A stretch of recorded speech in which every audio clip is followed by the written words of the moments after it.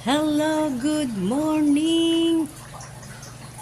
Magandang umaga sa ating lahang isda. Ayan po. Ayan ang aming ulam ngayong umaga. Yan po ang aming ulam. Diba? Mapaparami na naman ang kain si Senyor.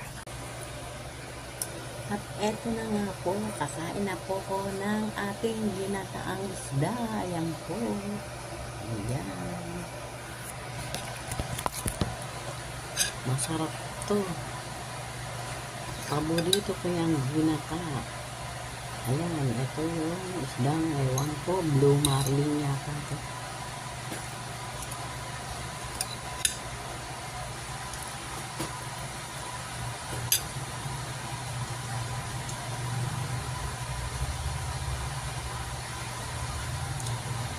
Enjoy na naman ang senyor. Nilagyan ko ng talong.